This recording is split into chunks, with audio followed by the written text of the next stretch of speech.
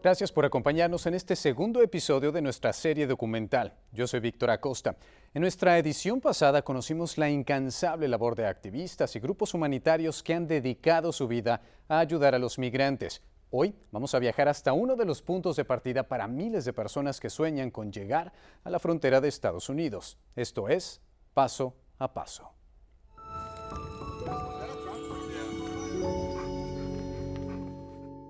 Bien, no es un secreto que la travesía para alcanzar el sueño americano es una de dolor, sacrificio y peligro, pero aún así miles de personas lo arriesgan todo por lograrlo. Pudimos conversar con Alejandro Mayorkas, secretario de Seguridad Nacional, sobre el mensaje que estos migrantes reciben sobre nuestra frontera y la falsa idea que ellos pueden llegar a tener a su llegada.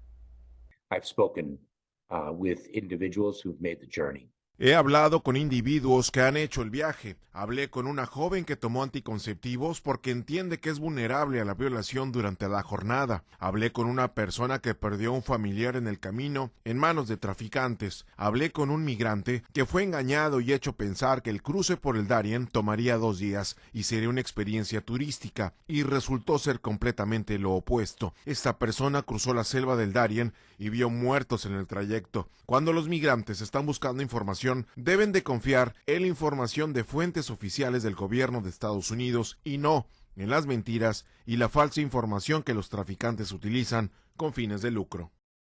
Por otra parte, recalcamos que mucha de esa información sin base surge de los líderes políticos en estados fronterizos como Texas y su gobernador Greg Abbott, quien además ha implementado medidas adicionales para vigilar la frontera, incluyendo el uso de grupos civiles actuando como agentes de la ley.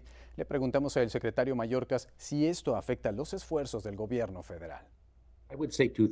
Yo voy a decir 2 cosas, Víctor. Creo que las personas que están considerando hacer este viaje y escuchan palabras falsas como que nuestra frontera está abierta, deberían de hablar con los 14 millones de personas que han sido retiradas, expulsadas y regresadas desde nuestra frontera sur. Y lo que más me preocupa de las acciones del gobernador Abbott es que no están coordinadas con el gobierno federal, y uno de los resultados de eso será que harán a nuestras fronteras aún más peligrosas para los migrantes.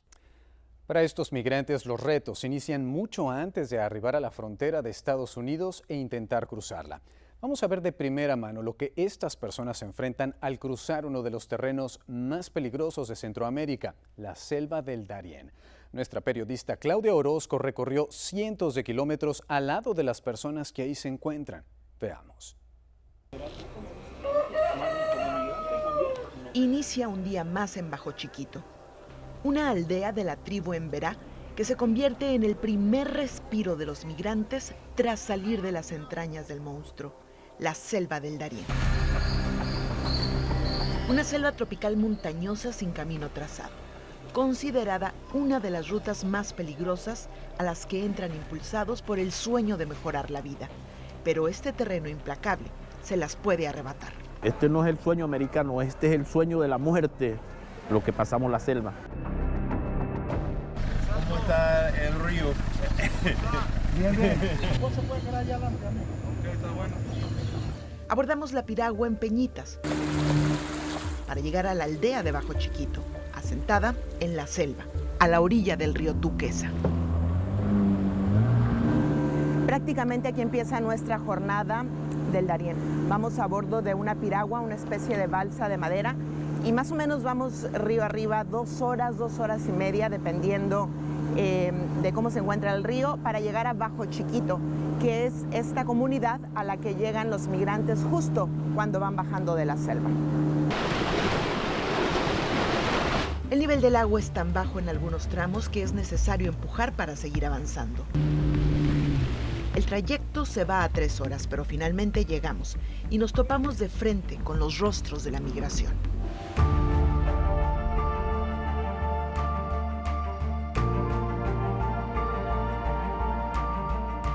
Esta joven madre de familia apenas puede dar un paso después de caminar 5 días en la selva, con botas de caucho y bolsas de plástico en los pies. Así llegan la mayoría de los migrantes, con los pies destrozados después de que se los comió el fango. No me piqué el dedo ahí. Que me quemó. Ay, mi hijo estaba sufriendo. las botas o te caíste? Las botas y me caí también. Atravesó la selva con sus dos pequeñas. Una de ellas tiene varios días con fiebre. Lo que pasa es que hay mucha gente y hasta que no desocupe no la van a atender. 6 de cada 10 personas que cruzan el Darién son menores de edad, según datos del gobierno panameño, que corren y viven los mismos peligros de la selva. Uno tiene que hacer más paradas, uno tiene que darle descanso a ellos, la comida, lloran por comer, lloran por agua. Y hoy que ya están aquí, que ya vivieron todo eso, ¿se arrepienten o lo volverían a hacer? No me arrepiento porque es por ellos que lo hago. Todas las fronteras en América se pueden cruzar por carretera, excepto la de Panamá y Colombia. No hay un camino o un puente que los comunique. La frontera entre estos dos países son 266 kilómetros de selva virgen que todos los que llegan aquí a Bajo Chiquito ya recorrieron, dejando una huella en su cuerpo, en su memoria y en su corazón. Fueron los muertos. Hay personas heridas, Hay culebras, Hay una mujer violada. niños sin comida que se desmayan. si no traen plata los matan. Vi demasiadas cosas malas. Es duro. Le digo a mis paisanos que por favor no hagan esto. Una increíble travesía. Al regresar vamos a seguir el recorrido por la selva del Darién y le presentaremos a migrantes que han viajado desde aún más lejos para poder llegar a este punto. Volvemos.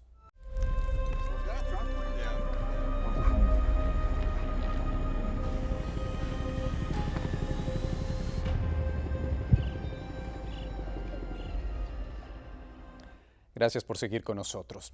La situación migratoria en Panamá está impactando muchas otras áreas, incluyendo el comercio. Cientos de personas han tenido que ajustar su oficio cotidiano para ahora dedicarse a llenar las necesidades de estos migrantes que van de paso. Claudia Orozco nos explica. Para los migrantes que vienen del sur, atravesar Panamá es el paso natural del camino que lleva al norte. Pero también llegan de África, del Caribe, de Asia. Así nos encontramos a Gilson. Angola, Brasil. Brasil entra por Perú. Perú, Ecuador, Colombia. Colombia entra para Mata 5 días. Mucho sufrimiento. Este pueblo solía dedicarse a la agricultura y la pesca. Hoy vive de la migración, como la mayoría de los que se encuentran en la ruta del Darién. Ya la gente que me trabajaban en la finca, que me trabajaban en los platanales, ya no hay, todo el mundo está dedicado a esto. Los patios están convertidos en comercios. Ofrecen calzado, ropa, cargas de celular, espacio para colocar una carpa, un plato de comida, agua. Pero todo tiene un costo. Hoy, los migrantes son su principal fuente de ingresos. Lo único que es gratis es el agua porque tenemos el río ahí, o si no hasta el agua toca comprarla. ¿Qué es todo lo que hay que pagar en todo este trayecto? Todo, o sea, aquí se paga todo. Todo, así, aquí nadie regala nada. Para respirar también lo pagaría. En el Darién es temporada de lluvia. El termómetro rebasa los 80 grados Fahrenheit y la humedad está por arriba de 90%. Sobrevivimos al golpe de calor. La aldea tiene apenas 300 habitantes y llegan a albergar hasta 1.500 en un solo día. Este es apenas un respiro en su travesía. Aquí descansan, se recuperan, toman fuerza y sobre todo buscan recurso para poder seguir caminando. Pues hay que navegar de nuevo río abajo 3 horas más y solo se puede hacer en estas balsas llamadas piraguas. Para subirse, aún hay que pagar $25 por persona, algo de lo que no tenía idea Yosibel. Bueno, ella venía con 900 y yo también. Ya no hay nada. No hay ni una monedita, te digo que los niños tienen hambre y estamos aquí. El que sí sabía todo lo que había que pagar para salir de aquí era John. Esta es la segunda vez que cruzo el Darién. Nos cuenta que se entregó 3 veces a las autoridades de Estados Unidos. Entró por Laredo y fue deportado a Colombia. Pero el sueño americano sigue vivo, así que no le importó arriesgar la vida 2 veces para cruzar esa selva. Solo que ahora, en esta mochila, no solo trae agua, Ahí dentro está lo que le ayuda a seguir avanzando. Bueno, yo como ya había pasado por aquí antes, ya más o menos tenía la noción qué es lo que podía vender. Entonces traía cigarritos, vendía cigarros, ya la gente bota las carpas, los campings. Entonces yo los traje de la selva, los que dejaban, y los alquilo para la gente un poquito más barato. Es hora de salir de Bajo Chiquito. Si cae la noche, navegar el río a ciegas puede ser mortal. Nos llegó la noche en medio del río Turquesa, que es el río que atraviesa la selva de Darién. En medio de la oscuridad, llegamos a tierra a salvo. Es un nuevo día y por el río Chucunaque empiezan a pasar las primeras piraguas. Llevan de 15 a 20 migrantes cada una. Por primera vez en muchos días, en sus rostros hay una sonrisa. La selva quedó atrás y siguen avanzando algunas de las casi 3.000 millas que les faltan para llegar a la frontera de Estados Unidos. Es momento de ir a una pausa, pero al regresar veremos cuál es el siguiente paso luego de haber atravesado el Darién. La jornada aún no termina, todavía hay mucho por recorrer.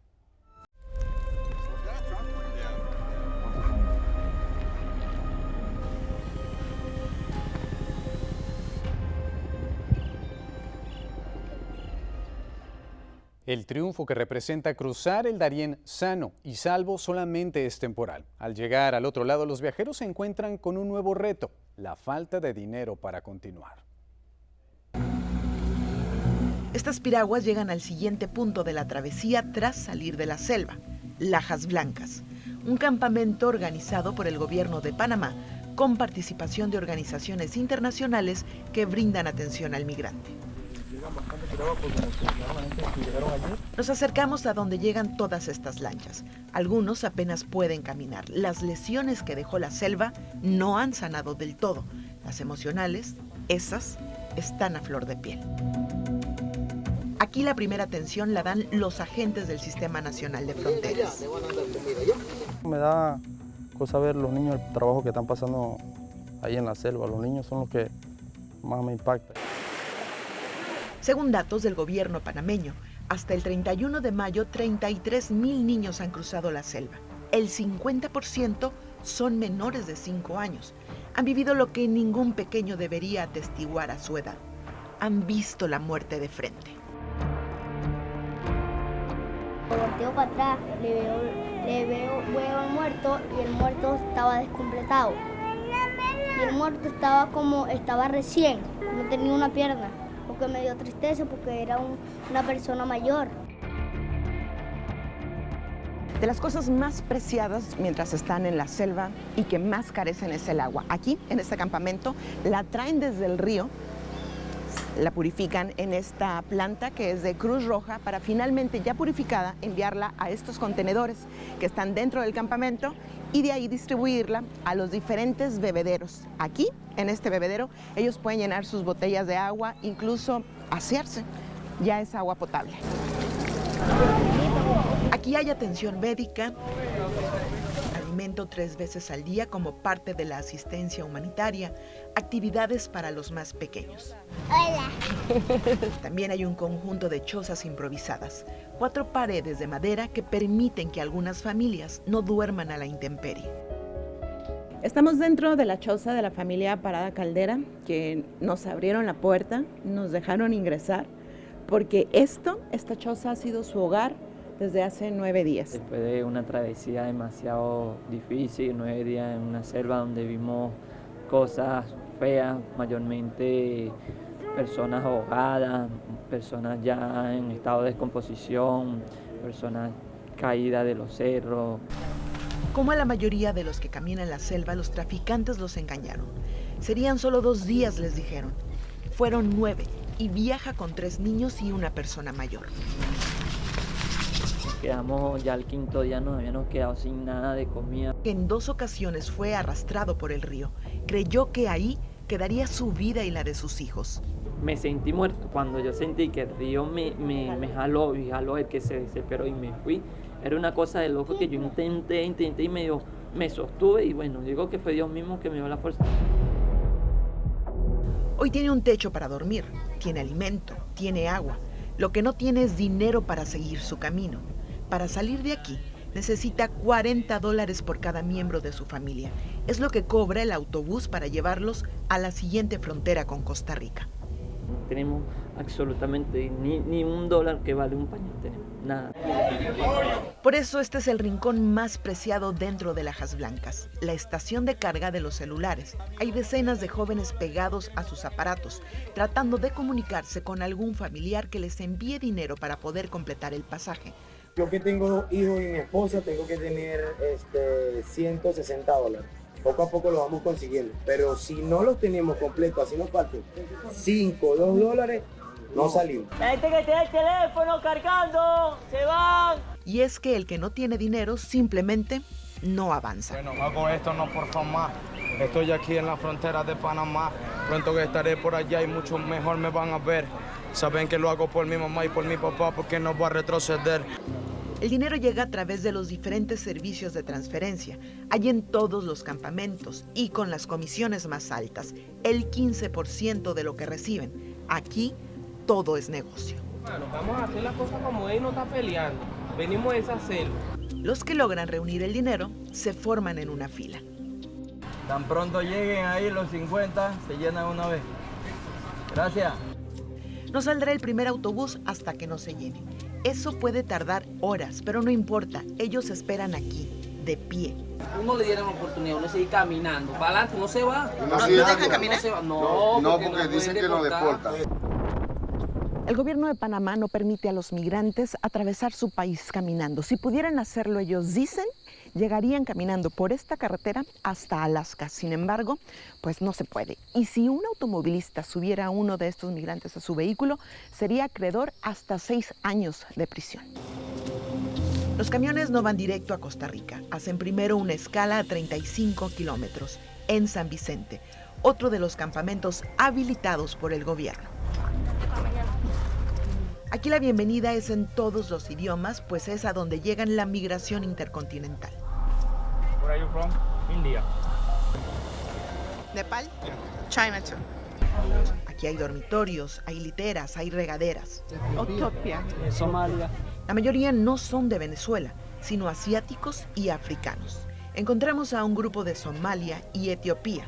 Cruzaron el océano para entrar a América por uno de los países que no les pide visa. En este caso fue Brasil.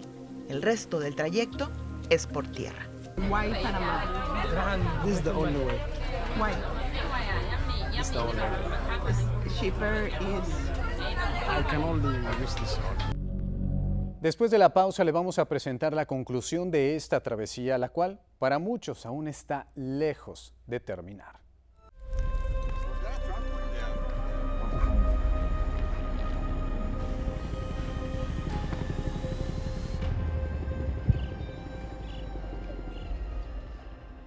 No todos son tan afortunados de contar con los fondos necesarios para seguir adelante. En la conclusión de este reportaje especial vemos qué sigue para los que pagan su pasaje y qué opciones tienen los que no. Los que no logran completar el pasaje viven pegados a esta puerta. Esperan el milagro que les permita subirse a ese autobús. Venga, pues, ¿ya el que va a pagar? Sí, venga, pues. Pero eso no va a suceder. Estas escaleras solo las sube los que pagaron previamente $40 a la compañía privada que opera estos camiones. El equipaje la llevó, señores. Ellos tienen un poco más de recursos. Conseguir su pasaje no fue problema, solo fue cuestión de esperar su turno. Según datos del Sistema Nacional de Fronteras, en el 2022 cruzaron el Darién 248,000 personas. Esto es casi 700 por día. Y aunque la gran mayoría podría haber entrado de Colombia a Panamá por los puertos Valdía y Jaque, son engañados por las redes criminales para que entren por la selva. Incluso se promocionan en sus países anunciando la travesía cual si fuera un paseo divertido. Ellos llevan el flujo migratorio al Darién por una cuestión de negocio. Así es, totalmente una cuestión de negocios. Y es más, les dicen, los engañan, no entren por las rutas normales porque los van a devolver. Los van a regresar a sus países. Claro, pueden entrar a sus países, pueden entrar a Panamá y presentar un caso. Y es que según las leyes de Panamá, no se impondrá una sanción a quien ingrese al país de forma irregular, invocando la condición de refugiado. El gobierno de Panamá estima que hoy en día el tráfico de personas es más redituable que el tráfico de drogas. Para las redes delincuenciales, el sueño americano es su negocio. Estiman que cada migrante paga de $1,000 a $1,500. Esto equivaldría a $300 millones anuales para los traficantes y las negociaciones que viven de ellos. Hay muchos muchachos que ya no están yendo a la escuela, prefieren ir a trabajar para los migrantes, prefieren ir a guiarlos. Entonces, es un problema social que estamos viendo hoy en día en nuestras comunidades indígenas en Panamá. De la campaña Escudo, Operación Chocó, en la frontera oriental. Proceda, comisionado. Procedo, señor ministro. Hay 260 kilómetros de frontera en el Darién que Panamá no va a cerrar. Lo que van a hacer es reforzar la seguridad con una campaña que han denominado Escudo Chocó. Pero mientras esto da resultados, diariamente salen de San Vicente de 10 a 15 camiones cada uno, con 50 pasajeros que llevan las huellas de la selva. Estos autobuses privados atravesarán el país para sacarlos de Panamá. El viaje es de 12 a 14 horas y no importa que no hablen el mismo idioma. Todos aquí dentro tienen algo en común. Están listos para dejar atrás la pesadilla y seguir el sueño. Lo esperamos el próximo sábado, donde seguiremos la jornada de los migrantes. La siguiente parada, la frontera entre Guatemala y Chiapas, México. Ahí exploramos el comercio de la región, lo que la migración representa para los locales y mucho más. Yo soy Víctor Acosta. Así concluimos este segundo episodio de Paso a Paso.